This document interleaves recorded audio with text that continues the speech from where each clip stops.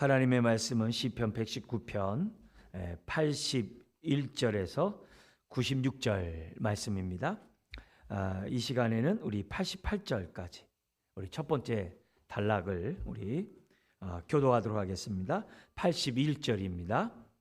나의 영혼이 주의 구원을 사모하게 피곤하오나 나는 주의 말씀을 바라나이다. 나의 말이 주께서 언제나 나를 안위하실까 하면서 내 눈이 주의 말씀을 바라기에 피곤하니이다.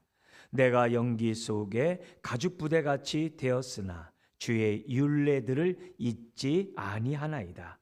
주의 종의 날이 얼마나 되나이까. 나를 핍박하는 자들을 주께서 언제나 심판하시리이까. 주의 법을 따르지 아니하는 교만한 자들이 나를 해하려고 웅덩이를 팠나이다. 주의 모든 계명들은 신실하니이다. 그들이 이유 없이 나를 핍박하오니 나를 도우소서.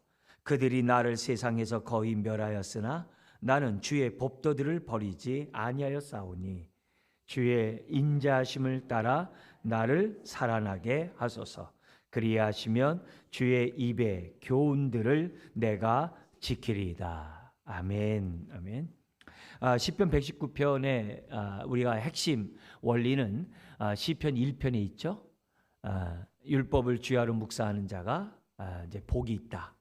그죠? 하나님의 계명의 말씀대로 순종하는 자가 복이 있다라는 그 말씀으로 시작한 시편 1편이 시편 전체 주제이면서도 지금 우리 119편의 핵심 내용입니다. 그러면서 하나님을 경외하는 자와 그렇지 않은 그런 자가 벌써 1편에서부터 이렇게 대조가 되지 않습니까? 이게 대조가 되는 그런 모습이 시편 전체에 이제 나타나고 있는 것을 보게 됩니다. 그런 가운데 1편에 나와 있는 내용들이 보다도 우리들의 삶 속에 구체적인 상황 속에서 어떻게 1편이 이루어지는지를 119편이 보여줘요. 그러니까 우리가 1편을 항상 생각하면서 119편을 우리가 들여다봐야 됩니다. 물론 그 중간에 19편이 있어요. 그죠? 태양의 온기를 피할 자가 없는 것처럼 하나님의 말씀을 피할 자가 없어요. 근데 태양의 온기는 19편에 있는 얘기예요. 이 만물을 창조하신 그 창조물 가운데 태양이 가장 아주 그냥 정말 하나님이 창조한 것 중에서 아주 지극히 아주 탁월한 피조물이거든요. 근데 그 태양의 그 온기는 사람의 이 피부에게만 미치지만 하나님의 말씀은 영혼 깊숙한 곳에 비춘다는 거예요. 그래서 그 비췄을 때 어떤 일이 생겨나느냐? 자신의 죄악된 것을 발견하고 심지어 내가 숨긴 죄악까지도 다 이렇게 드러내가지고 하나님 앞에서 그 모든 문제들을 다 이렇게 회개함으로 처리하게 한다는 거예요. 근데 회개함에도 불구하고 계속 우리 안에 죄가 있음으로 인해서 늘 마음속에 이렇게 탄식하는 그런 모습이 19편이에요. 근데 그런 19편의 그 중간에 나와 있는 내용인데 그 내용보다도 더 이렇게 구체적으로 우리의 삶에 나타나는 것이 119편이에요. 자, 이런 119편 가운데 지금 뭐냐면 이 시편이 5권으로 되어 있는 건 아시죠? 5권으로. 우리가 이 150편이 5권으로 연결되어 있어요. 우리 지난번에 각 권이 어떤 의미 있는지를 우리가 이제 시간마다 봤는데 다 잊어버렸죠. 그죠? 그렇지만 또 염려할 게 없어요. 제가 또 이렇게 기억나게 하면서 또 계속 이렇게 말씀을 나눌 거니까요. 이제 그런 가운데 그 시편에 나와 있는 그 모든 그런 내용들을 우리가 가만히 이렇게 보면 삶이 참 힘들어요. 그래서 탄식시가 많다고 그랬어요. 탄식시가 너무너무 많아요. 그런데도 놀랍게도 이 하나님의 백성이 하나님의 자녀가 부르짖으면 응답하시는 거예요. 왜냐하면 부르짖는 자에게 응답하신다고 약속하셨거든요.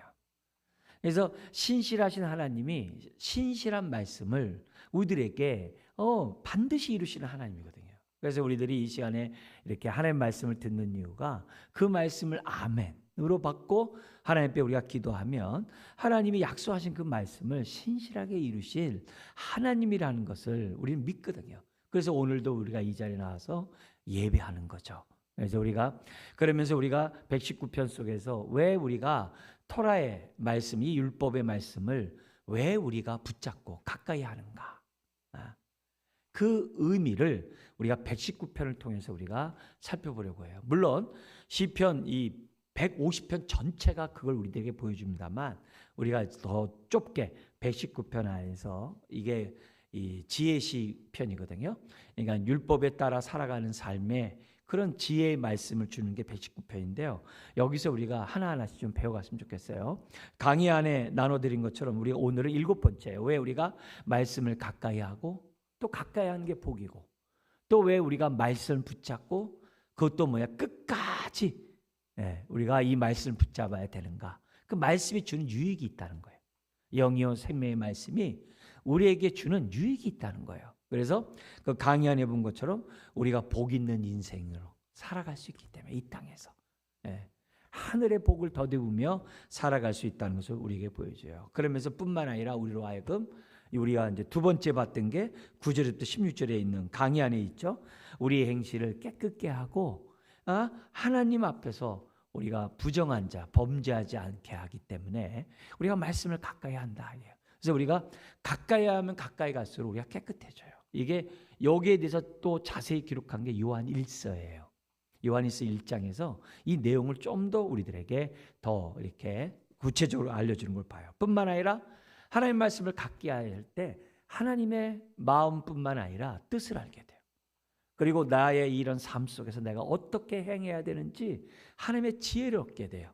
다시 말하면 주의 기이한 법을 하나님의 말씀을 통해서 내 삶의 문제들을 해결할 수 있는 지혜를 얻게 해줘요. 우리 개인적으로만 볼 때라도요. 그것이 이제 세 번째 이유고, 네 번째는 뭐냐면 말씀을 붙잡으면 우리의 영을 소생케 하고 강하게 해요. 그래서 우리가 이 말씀 때문에 허물과 죄로 죽었던 우리가 살아나잖아요. 살려나게 할 뿐만 아니라 우리의 인생을 아주 이렇게 풍요롭게 하시고 강하게 하시는 축복이 영혼이 잘된 같이 범사가 잘되고 강건한 그런 축복을 주는 것이 말씀이라는 거죠. 그러면 다섯 번째는 왜 말씀 붙잡아야 되느냐? 하나님 말씀대로 역사하니까. 그리고 여섯 번째, 우리 지난주에 본 것처럼 이 고난이 많은 이 세상, 왜? 은혜가 떨어져 있고 하나님의 진노 아래에 있는 이 심판 아래에 있는 이 세상 속에서는 우리가 전도서에 있는 것처럼 참 힘들어요.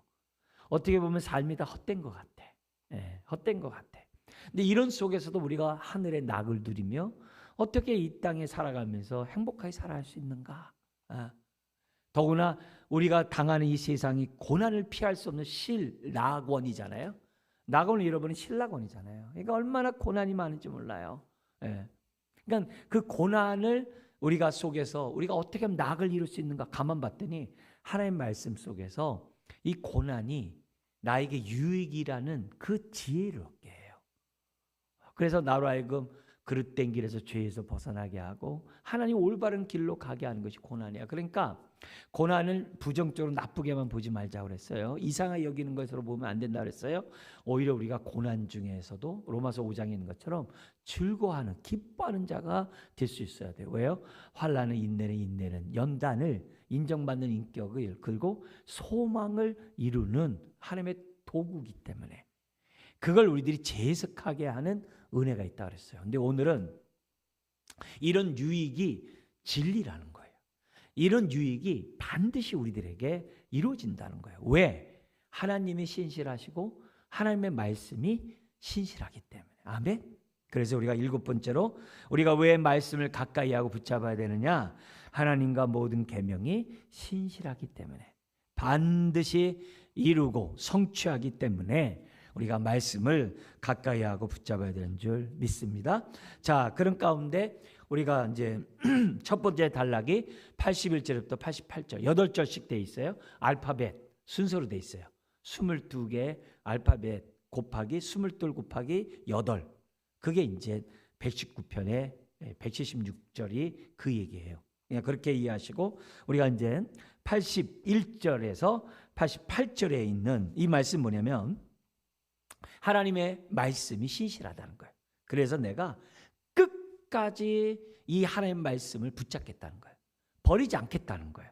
그 고백이 지금 우리 오늘 81절, 88절에 비록 고난 속에 내가 지금 생을 다하는 그 지경에 있다 할지라도 이제는 죽었구나 하는 상황에서도 나는 끝까지 하나님 말씀을 저버리지 않고 붙잡겠다는 거예요.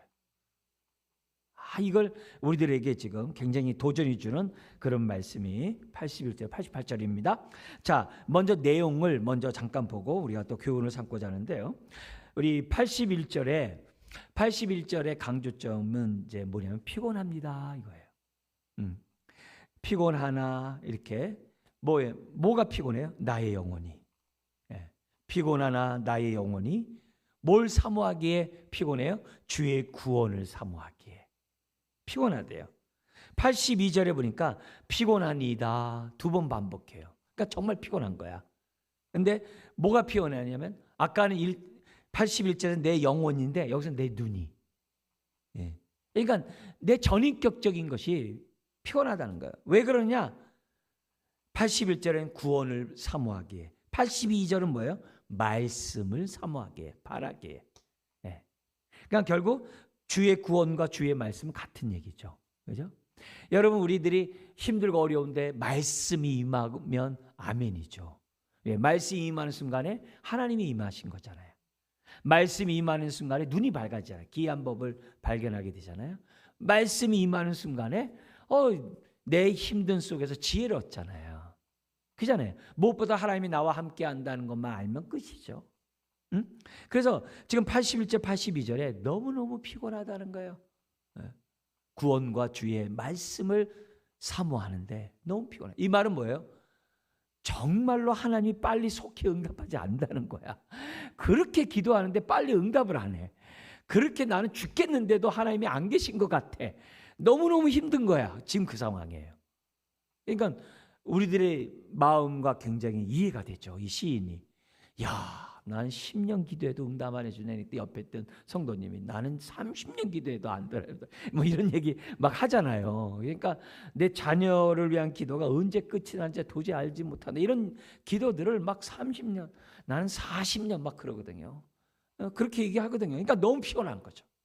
나에게 좀 말씀해 주시면 좋겠는데. 그거예요. 그러면서 81절 보십시오. 너무 피곤하니까 어떻게 돼요? 그러나 여기 보면 이제 81절에 뭐냐면 피곤하오나 나는 주의 말씀을 바라나이다. 그 안에 이제 오히려라는 단어 넣으면 좋겠죠. 오히려 나는 주의 말씀을 바라나이다. 피곤하지만 말씀을 바란다는 거예요. 왜요? 신실하니까. 82절도 피곤하지만 바란대요. 그러면서 이 말씀이 임하기를 바라는 이유가 뭐냐면은 언제 나를 안위하실까? 언제 나를 위로하실까? 언제 나를 만져주실까? 하면서 자기는 하나님의 말씀을 사모한대요. 그러니까 우리들이 이 목마른 사슴이 시냇물을 찾게 갈급한 것처럼 하나님의 말씀을 대할 때마다 지금 뭐냐면 이런 마음으로 말씀을 듣고 우리가 바라봐야 한다는 거예요. 말씀을 이렇게 받아야 한다는 거예요. 그러면서 83절 이렇게 하는 이유가 뭐냐? 거기 보면 83절 앞에 왜냐하면 있어요. 왜냐하면 내가 뭐와 같이 되었다고 그래요? 연기 속의 가죽 부대 같이. 이건 뭐 완전히 훈제하면은 뭐 바짝 마르잖아요. 그러니까 이게 모든 게 아주 피골이 아주 그냥 완전히 막 그런 상황이죠. 왜냐하면 내가 연기 속의 가죽 부대에 같이 되었다 이게요. 그러나 거기 보면 뭐예요? 오히려란 말도 집어넣어서 오히려 주의 율례들을 잊지 아니하나이다. 엄청난 신앙 고백이죠. 그죠? 욥의 마누라가 부인이 뭐예요? 확 하나님 저주하고 죽으라고 막 이런 상황이 벌어지는 상황이라 하더라도 나는 하나님 말씀을 붙잡겠습니다. 자, 이런 상황이에요. 그러니까 너무너무 지금 힘든 상황이에요. 영혼뿐만 아니라 육도 아주 힘든 피곤한 상황이에요. 자, 그러면서 84절에 얘기를 해요. 자기 이제 탄원을 올리는 거죠. 뭐라고 하면 얼마나 되나이까 주의 종의 날이. 그러니까 이렇게 되다가 이제 죽는다는 거죠. 근데 죽는데도 죽지도 않아. 그러니까 이런 상황 속에서 이런 말들이 나오는 거죠. 얼마나 되나이까 주의 종의 날이. 언제나 심판하시리까. 뭐예요? 나를 핍박하는 자들을. 지금 뭐예요? 이 고난을 당하는 이 사람은 대적자들로 인해서 지금 고난을 당하고 있는 거예요. 지금 죽어가는 그 순간인데도 계속 공격하고 있는 상황이에요. 하이에나처럼 계속 공격하는 상황이에요. 그러니까 얼마나 되나이까 주의 종의 날이, 이런 얘기하는 거죠. 그러면서 85절에 뭐냐면 꼼짝달싹 못해요. 팠습니다. 왜 팠느냐? 나를 해하려고. 누가? 교만한 자들이 웅덩이를 팠습니다. 그러나 어떻게 돼요? 여기 뭐라면 그들은 어떤 자들이냐? 주의 법을 따르지 아니하는 교만한 자들입니다. 이렇게 돼 있어요. 그러니까 이 시인은 그런 가운데서도 하나님을 섬기고 있고 하나님 말씀대로 계속 이렇게 살아가고 있는 모습이죠. 더구나 이 모습 속에서 같은 유대 민족이라고 했을 때는 그들도 주의 이름을 부르고 있는 자들이잖아요. 그러나 그들에게는 주의 법을 따르지 않는 그런 모양만, 입술만이 주여주여하는 그런 자임을 보여줍니다.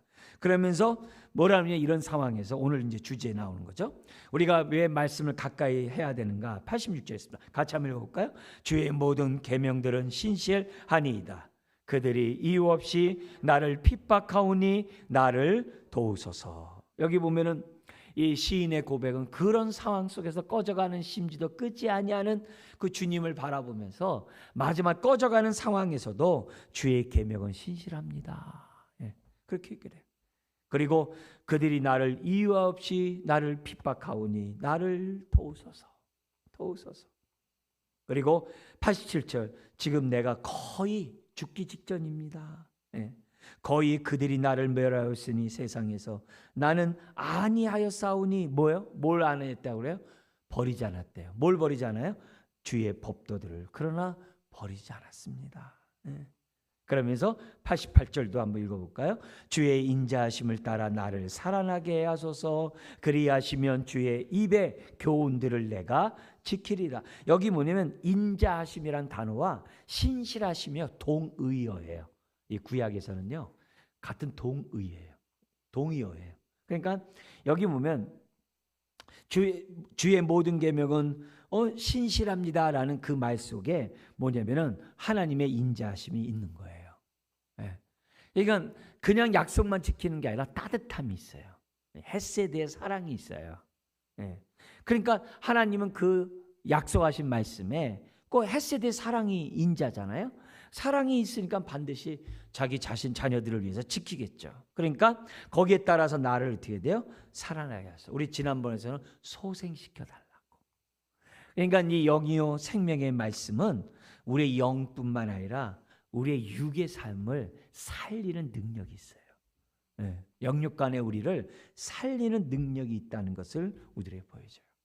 자, 이러면서 오늘 우리가 이 내용을 모습 보면서 이 시인의 이 고백, 그렇게 고난 속에서도 끝까지 신실하신 하나님의 말씀을 내가 붙잡겠다고 하는 이 시인은요 말씀에 그 하나님의 인자함이 있다는 걸 아는 사람이에요.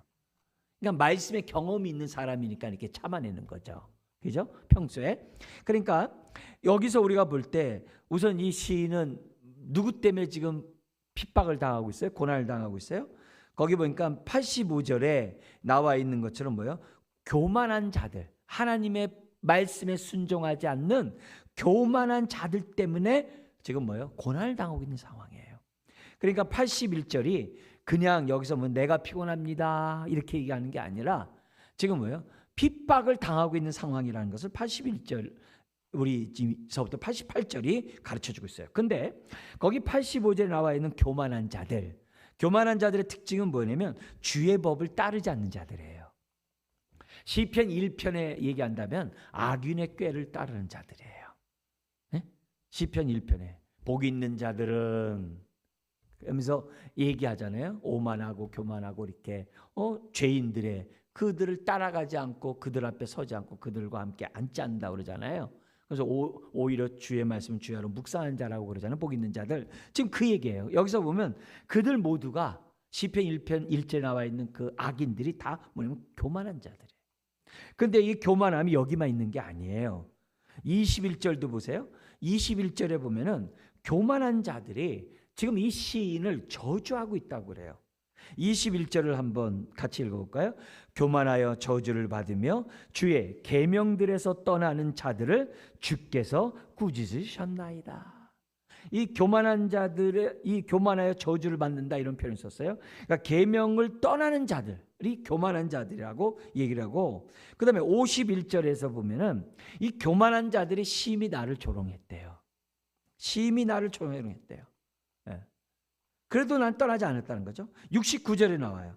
이 교만한 자들이 자기를 해하려고 거짓말을 하면서 자기를 해하려고, 예. 자기를 치려고 거짓말한다고 그래요. 이 교만한 자들. 78절에 있어요. 여기서도 거짓으로 나를 넘어뜨리려 하고 있다라고 얘기를 해요. 반면에 122절까지 뒤로 넘어가요. 이때 교만한 자들이 누구냐? 나를 박해하는 자다. 이렇게 표현하고 있어요. 이걸 보면은 우리가 알아야 될 것이 지난주에 본 것처럼 하나님을 경외하고 순종한 성도들에게 고난이 늘 있기 마련이라는 것을 119편 우리들에게 주고 있어요. 그래서 아예 여러분 저기 스마트폰 딱 키면은 거기 아이콘들 있죠. 이렇게 툭 누르면 어디로 쏙 들어가고 톡 들어가면 어디 들어가잖아요. 거기 기본이 그게 깔려 있어야 이렇게 눌러서 들어가잖아요. 그런 것처럼요. 우리 아예 스마트폰에 기본이 뭐가 깔려 있냐면 고난이 딱 깔려 있는 거예요. 그 고난 가운데 거기에 아이콘 이렇게 톡 누르면 들어가는 아이콘이 있어요. 그 아이콘이 형상이에요. 형상. 그러니까 그걸 영적으로 생각해 보면요. 하나님이 우리를 형상으로 만드셨어요. 하나님의 형상으로. 왜요? 우리를 톡 누르면 하나님으로 쏙 들어가기 때문에. 무슨 말인지 아시겠어요?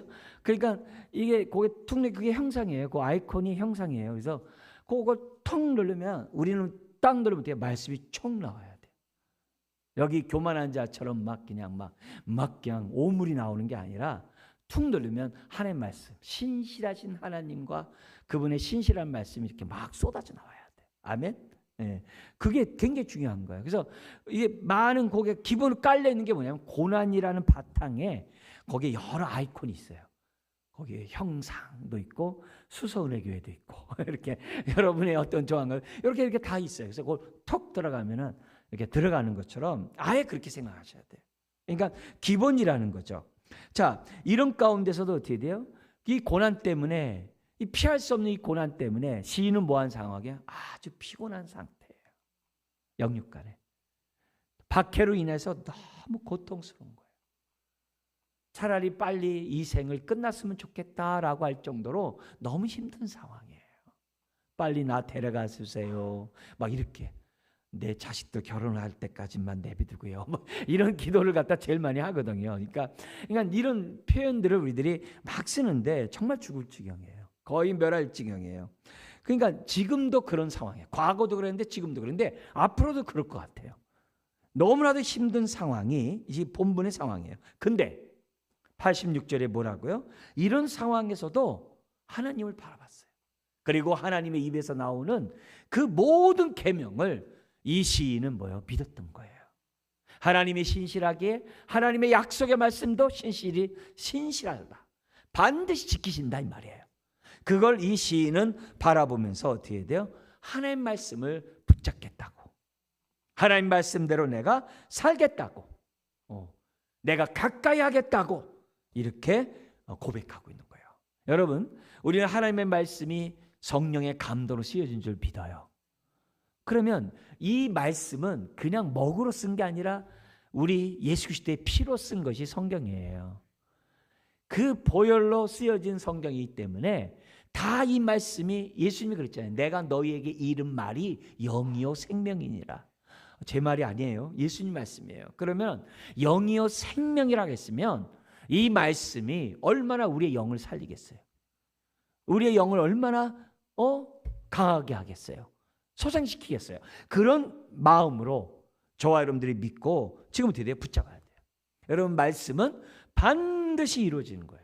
우리는 예수님을 통해서 구약이 이루어진 걸 봤잖아요. 그잖아요. 그리고 우리는 또 신약의 말씀을 통해서 뭐예요? 마지막 재림이 이루어질 걸 우리는 확신하잖아요. 그 가운데 하나님이 어떻게 돼요? 나를 경외하는 자를 우리 하나님이 반드시 보호하고 반드시 지켜주고 반드시 그 영혼을 소생케 하고 그 삶을 내가 함께 하겠다 약속하셨잖아요. 그러면 그 약속할 것을 우리들이 믿어야만 한다는 거죠. 여러분, 세상은 변화해도요, 하나님 말씀은 안 변합니다. 그래서 우리는 새벽의 말씀에 우리 창이 뭐로 돼 있어요? 오늘의 말씀. 이것도 제가 한 말이 아니에요. 모세가 모압 평야에서 다시 가나안 땅으로 들어가는 백성들과 언약을 갱신해요. 시내산 언약을 다시 갱신하면서 그들에게 이르되 하나님 앞에 너희들이 언약 백성인 것을 다시 한번 주지시키면서 하신 말씀이 뭐냐면은, 이 말씀은 너희 조상들과 맺은 게 아니라 오늘 너희와 언약을 맺는 하나님의 말씀이다 그러셨어요. 그게 모세의 말이지만 그게 뭐예요? 하나님의 말씀이에요. 우리는 이 말씀이 오늘의 말씀이기 때문에 이 자리에 나와서 예배 드리는 거예요. 아멘. 그렇다면은 말씀을 듣는 저와 여러분들이 이 말씀을 받을 때 그냥 흘려들 것이 아니라 이 말씀들이 이루어질 줄 믿습니다. 이렇게 하는 거예요. 그래서 예수님이 마지막 이 땅에 대제사장 기도를 하실 때 요한복음 17장이에요. 내가 십자가의 죽음을 잘 감당함으로 하나님을 영화롭게 하여 주옵소서. 그리고 또한 나를 영화롭게 하셔서 나를 따르는 모든 자들이 믿음 안에서 정말 하늘의 복을 누릴 수 있는 나의 제자들이 될 수 있도록 도와주시고, 앞으로 오고 오는 저와 여러분들까지도 내 안에서, 예수 그리스도 안에서 하나님과 하나가 되는 그 축복을 누리게 달라고 기도를 해요. 그러면 그 말씀이 어떻게 돼요? 반드시 이루어질 줄 믿습니다. 네. 왜? 하나님이 신실한 하나님이니까. 그러니까 모든 약속의 말씀은 반드시 이루어진다. 그러니까 이 시인은 여기 뭐냐면 신실하심에 대해서 우리가 끝나는 것만이 아니라 88절에 놀라운 고백을 해요. 88절 한 번 더 읽어볼까요? 주의 인자하심을 따라 나를 살아나게 하소서. 그리하시면 주의 입의 교훈들을 내가 지키리이다. 그러니까 뭐냐면 죽을 지경이 있는 놓여 있는 이 상황에서도 하나님이 나를 건지실 것을, 지금 이 시인은 분명히 믿고 하나님 앞에 기도했던 것을 보게 됩니다. 그러니까 이 시인은 고난 중에서 좌절하지 않아요. 왜요? 고난을 지난 주인 것처럼 재해석할 줄 아니까. 그리고 왜? 오늘 말씀처럼 하나님의 말씀은 신실하기 때문에 결코 고난 중에서도 내가 붙잡을 것은 하나님이라는 것을 지금 보여주는 거예요. 지금 아주 피곤하고 지친 상황 속에서도 자기는 말씀 붙잡겠대요. 내게 환난을 당하면요, 빨리 모면하려고요, 인간적 방법 동원해요. 사람은 그래요. 인간적 방법을 동원해가지고 되게 어떻게 돼요? 세상적인 방법으로 해요. 그리고 또 사람을 찾아가요. 사람을 의지해요. 다 그래요. 근데 하나님의 고난에는 우리를 다루시고자 하는 선한 뜻이 있다고 그랬잖아요. 그러면 인간적인 방법을 빨리 해결하려고 하지 말고 하나님께 기도해야 돼요. 선하신 하나님, 왜 나에게 이런 어려운 일을 계속 주시는가요? 도대체 하나님의 선한 뜻이 뭔가요? 그걸 갖다 우리는 어떻게 돼요? 묻고 또 묻고 또 물어야 돼요. 기도하고 또 기도하고 또 기도해야 돼요. 오랜 세월이 흐를 수 있어요. 그래서요, 우리에게 해서는 안 될 말이 있어요. 뭐냐면 내가 너무 힘들어가지고요, 저 기도하고 말씀 볼 시간 없어요. 이런 말 하면 안 돼요. 근데 그렇게 많이들 얘기하거든요. 네. 저 너무 힘들어가지고요, 예배 드릴 마음이 없어요. 그런 말도 많이 해요. 많이 해요. 그러면 안 된다는 거예요. 네. 오히려 내가 너무 힘들기 때문에 이 시인처럼 어떻게 돼요? 말씀을 가까이 하는, 예배를 사모하는, 말씀을 붙잡는 저와 여러분이 되어야 한다는 거예요. 그래서 신앙생활하면서 너무 고통스러워서 기도할 수 없어요, 이런 말 하면 정말 안 돼요. 내 고통이나 알기는 하세요? 이 판에 내가 기도할 수 있을 것 같아요? 그런 소리 하지 마세요. 이런 얘기 많이 해요.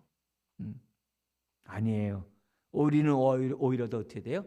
기도의 줄을 붙잡고 하나님 말씀의 신실함을 붙잡고 더욱더 이 시인처럼 뭐하자? 말씀 앞에 가까이 나아가자. 아멘.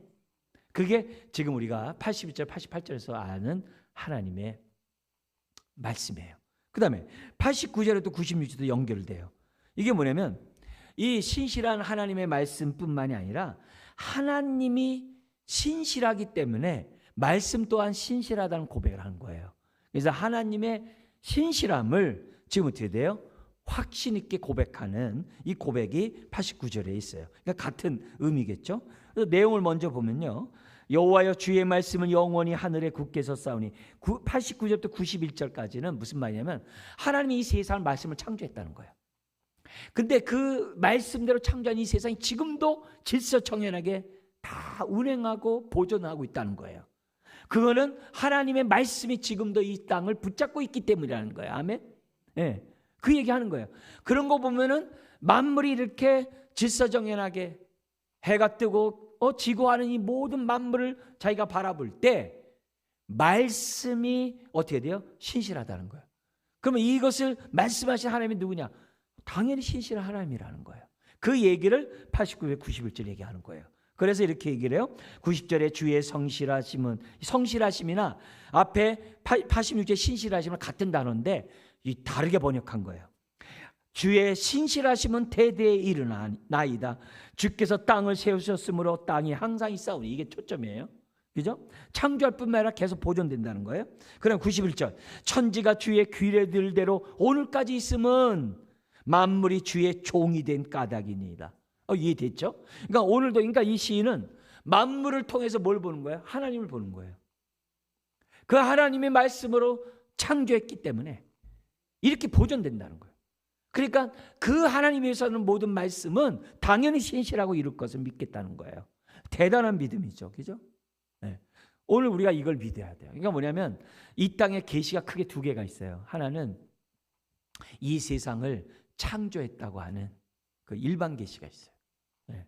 반면에 믿는 자들에게 하나님의 구원의 말씀을 하시는 특별 계시가 있어요. 네? 일반 계시와 특별 계시가 있어요. 근데 그 일반 계시 가운데 가장 주된 게 뭐냐면 창조예요. 그게 19편이에요. 그래서 이 세상을 창조하신 그 하나님이 오늘 저와 여러분들에게 말씀하시는 하나님이라는 게 19편이에요. 그러니까 우리는 이 메시지 속에서 지금 같이 가야 돼요.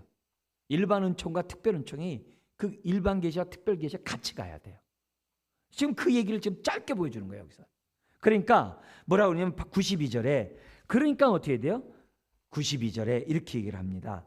우리 읽어볼까요? 주의 법이 나의 즐거움이 되지 아니했더라면 내가 내 고난 중에 멸망하였으리라. 그래도 지금까지도 내가 숨을 쉬고 살아있는 것이 뭐예요? 자기가 말씀을 붙잡았기 때문에 지금까지 지금 살고 있다라고 얘기하고 있어요. 근데 중요한 건 뭐예요? 그 법이 그런 가운데서 고난 중에서도 즐거움이 돼. 그래서 이 즐거움 때문에 내가 멸망하지 않았다는 거예요. 이게 너무 놀라운 거죠. 그러면서 93절에 이렇게 얘기해요. 내가 주의 법도들을 영원히 잊지 아니하오니 주께서 이것들 때문에 나를 살게 하십니다. 그러니까 오늘 우리가 살게 하는 이 놀라운 이 얘기, 멸망자 살게 하는 이것. 예. 그러면서 뭐라고 그래요? 94절에 나는 주의 것이라는 거예요. 만물이 주님이 창조함으로 주의 것인 것처럼 나를 창조하신 하나님이, 나를 창조한 하나님이 나 또한 주의 것입니다. 더구나 내가 언약 백성 아닙니까? 주의 것입니다. 그러니까 만물이 보존되듯이 나를 뭐 해달라고요? 보존시켜 주세요. 네? 그 얘기하는 거예요. 그래서 나는 주의 것이오니 나를 구원하소서. 내가 주의 법도들만을 찾았나이다. 네. 그렇게 얘기를 해요. 그리고 나를 엿봅니다. 누가요? 악인들이 나를 멸하려고. 네. 멸합니다. 그러나 나는 주의 말씀만을 생각하겠습니다. 네.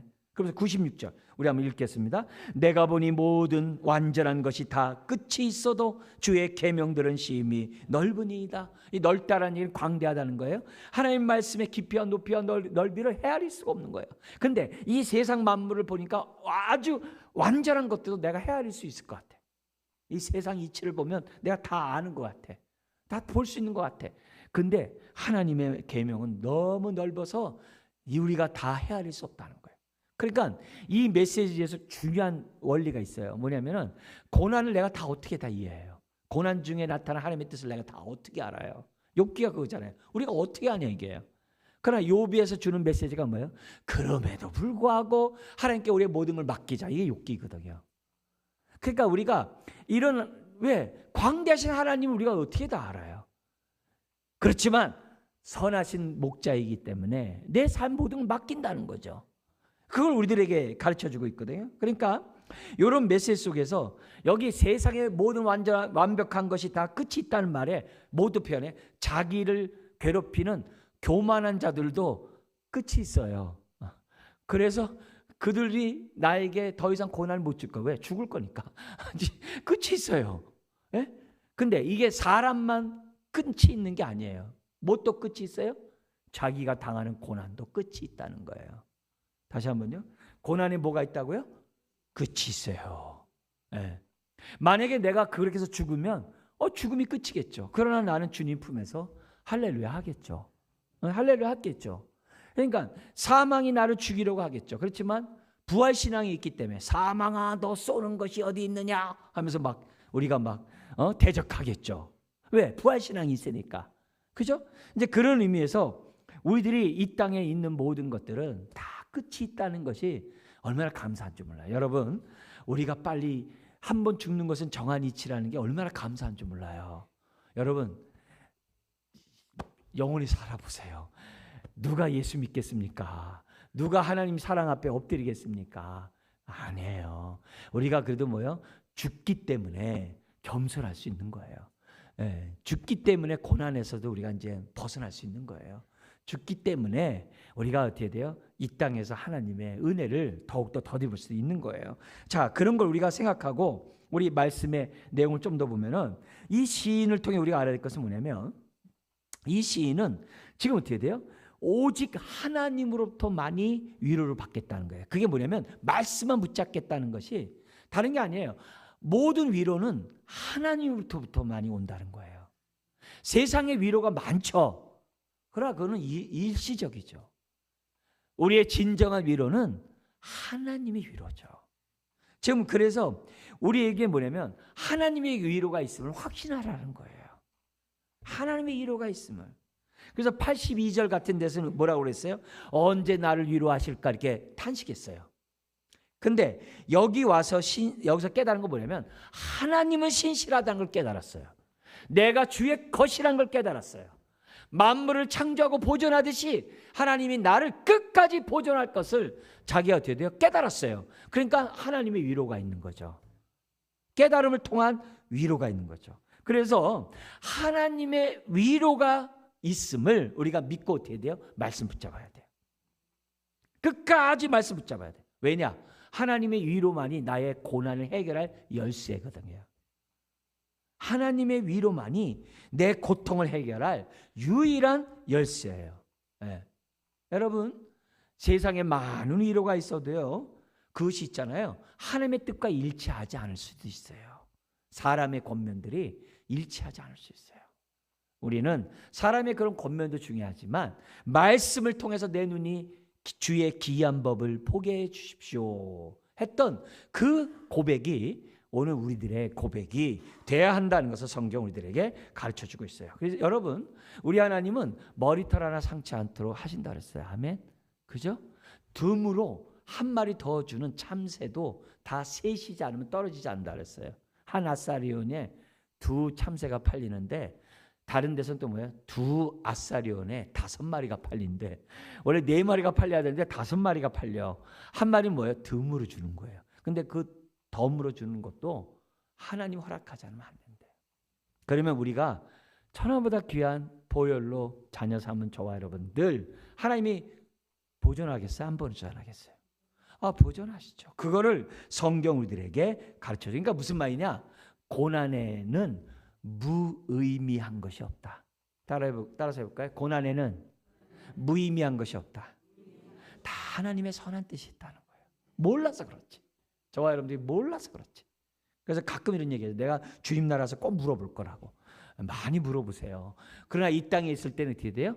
하나님 말씀이 나를 정말 하나님이 나를 빚어가시는 도구로서 다 의미가 있다는 것을 우리들에게 보여줍니다. 근데 성경에서 보니까는 그들은 자기를 갖다 어떻게 돼? 까닭없이 핍박한다고 그래요.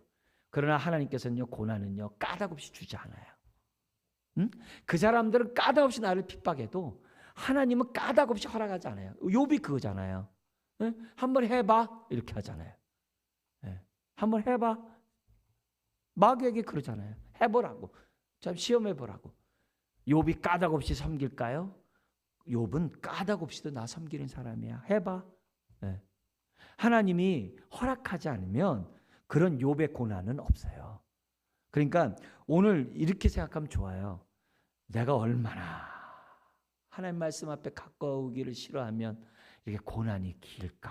이렇게 생각하면 오히려 편해요. 야, 내 안에 있는 이 정과 욕심이 참 질기구나. 이렇게 생각하면 오히려 편해요. 오히려 내가 그냥 마음 편해요. 네, 저 같은 경우는 그래요. 그러니까 내가 얼마나 옹고집이고 얼마나 고집스러우면 하나님이 이렇게 오랫동안 두실까? 이렇게 생각하면 그냥 저절로 그냥 겸손해져요. 네, 겸손해져요. 빨리 뭐 이렇게 해주세요. 막 이렇게 하질 않아요.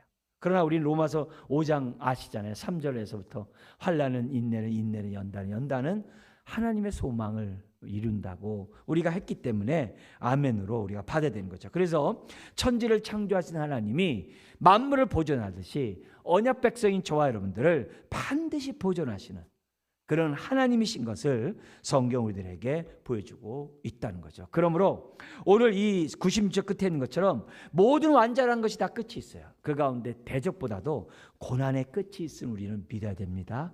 고난의 끝이 있어요. 우리는 이 땅에서 속히 그 끝을 앞당기기 위해서 오늘도 우리가 이 자리에 나와서 예배하는 거예요. 자, 그런 가운데 보조 자료로 여러분 강의에 있는 것처럼 고난의 끝이 있다고 하는 야고보서 있는 그 말씀을 잠깐 좀 소개를 할게요. 1장 2절부터 이제 18절에 있는 말씀인데요. 이제 12절까지가 주된 내용이에요. 여기 보면은 하나님께서 우리를 다루시는데 두 가지 방법 하신대요. 우리를 하나님의 형상으로 빚어가기 위해서 두 가지를 주신대요. 훈련 과목이 두 가지예요. 도구가 하나는 뭐냐면 시련이에요. 고난이에요. 또 하나는 뭐냐면 말씀이래요. 그래서 말씀에 순종할수록 우리가 온전해진대요. 근데 이 시련은, 이 고난은요, 믿음으로 반응해야 고난이 나에게 유익이 된대요. 고난이 복이 아니라 고난을 믿음으로 반응할 때, 말씀을 믿음으로 순종할 때 나에게 복이 되는 것처럼 여러 가지 고난도 믿음으로 반응할 때 나에게 유익이 된대요. 이해됐죠? 그래서 우리가 무의미한 고난이 없기 때문에 어려운 일을 겪을 때마다 야고보는 뭐라고 그러냐? 1장 2절에 거기 우리 강의안 있죠? 1장 2절에 있는 그 말씀처럼 우리 거기 강의안 있는 거 한번 읽어볼까요? 내 형제들아 너희가 여러 가지 시험을 당하거든 어떻게 해요? 온전히 기쁘게 여겨라. 이 온전히가 all 모두 기쁘게 여겨라. 99개는 기쁘게 여기고 한 가지는 에이 이게 아니라 100가지 다 기쁘게 여기래요. 왜? 하나님의 고난에는 무의미한 게 없기 때문에. 그러면서 뭐냐면은 3절 4절에 이 고난을 기쁘게 여기는 이유가 뭐냐? 이 시련이 인내를 만든다는 거예요. 이 인내는 이제 연단 받고 소망 이룬다 그랬잖아요. 그러면서 인내를 소극적으로 하지 말고 적극적으로 하래요. 왜냐? 거기 보니까는 너희로 온전하고 구비하여 조금도 부족함이 없는 산재물이 되게 하기 때문에. 이 고난의 유익이라는 거예요. 자, 그렇다면 이게 뭐냐면 온전히 이루는 가운데 혼자 하지 말고 두 번째가 나와요. 5절이에요. 뭐냐면 이런 가운데서 말씀을 가까이 하라는 거예요. 말씀을 붙잡으라는 거예요. 거기서 5절에 그래서 말씀을 붙잡게 기도하라는 거죠. 그래서 5절 같이 읽어볼까요? 너희 중에 누구든지 지혜가 부족하거든 모든 사람에게 후히 주시고 꾸짖지 아니하시는 하나님께 구하라. 그리하면 주시리라. 예. 그러면서 6절에서 8절까지가 의심하지 말고 두 마음 품지 말고 구하라는 거예요. 오늘 우리가 이 시인처럼 하나님 말씀을 제가 사모합니다. 전 말씀만을 붙잡겠습니다. 이렇게 할 때 두 마음 품지 말고 해라는 거예요. 그러면 지혜를 주신다는 거예요. 그 다음에 세 번째가 나와요. 그게 9절 11절인데요. 너가 당하는 이 고난의 원인을 좀 살펴보래요. 그 원인이 만약에 세상적인 것들이라고 한다면 빨리 구별하라는 거예요. 세상적인 것이 거기에 뭐가 나오냐면 세상 것들은 다 풀의 꽃과 같이 지나간다는 거예요. 그러면 세상 것이 뭐냐? 소유가 많고 적네, 지위가 높고 낮네. 이런 것들 세상 것들 때문에 막 그러지만 그건 다 이 땅에 있는 것뿐이라는 거예요. 영원한 하나님 말씀을 붙잡으라는 거예요. 그래서 우리가 이 땅에 당하는 이 고난이 내가 혹시 상대적인 세상적인 것을 갖다 절대적으로 생각해서 그걸 붙잡으려서 오는 시험이라고 하는데 빨리빨리 잘라버리라는 거예요. 잘라버리는 거예요. 그 다음에 그러니까 영의 안목을 가지라는 거죠. 이게 지혜의 결과죠. 그 다음에 네 번째가 뭐냐면 12절이에요. 같이 한번 읽어볼까요? 시험에는 끝이 있음을 알고 시련을 잘 견뎌 약속하신 생명의 멸관을 얻어라. 고난의 끝이 있다는 거예요. 예. 그러면서 뭐냐면 하나님의 신실하심이 13절에 18절에 나와요. 거기 보면 13절에 하나님을 오해하지 말래요. 하나님은 시험하는 분이 아니래요. 우리 갖고 노는 분이 아니에요. 그 다음에 14절 16절에 너희들이 왜 시험당하느냐? 욕심에 이끌려서 미혹됐기 때문이라는 거예요. 그래서 욕심이 잉태한 지 죄를 낳고 죄가 장성하여 사망 낳기 때문에 속지 말라는 거예요. 욕심대로 살지 말라는 거예요. 이걸 잘 분별하라는 거예요. 그러면서 17절 18절에 하나님은 진리의 말씀 우리를 낳았대요. 그래서 온갖 좋은 것 주시기를 기뻐하시는 아버지래요. 그러면서 그림자가 없대요. 이게 하나님의 마음이에요. 그러니까 이런 하나님 앞에서 우리가 어떻게 해야 돼요? 고난 앞에서 우리들이 막 힘들어도 하나님은 신실하시고 말씀은 신실함을 믿으면서 오늘 우리가 어떻게 해야 돼요? 이 말씀을 나의 즐거움으로 삼는 저와 여러분들이 되라고 말씀하고 있습니다. 기도하겠습니다. 하나님 아버지, 오늘도 고난의 끝이 있음을 우리들에게 알려주시고 고난 중에서도 하나님을 바라보고 신실한 하나님을 바라보고 또 신실한 하나님의 말씀을 우리로 하여금 붙잡게 하시니 감사합니다. 하나님의 고난에는 의미 없는 것이 없음을 기억하게 해주옵시고 아버지 하나님, 이걸 나를 향한 하나님의 선한 뜻이 무엇인지 지혜를 얻을 수 있는 주의 자녀들 다 되게 하여 주옵소서. 오늘도 하늘의 언약의 축복을 누리는 축복의 통로들 되게 하여 주옵소서. 예수님의 이름으로 기도드리옵나이다.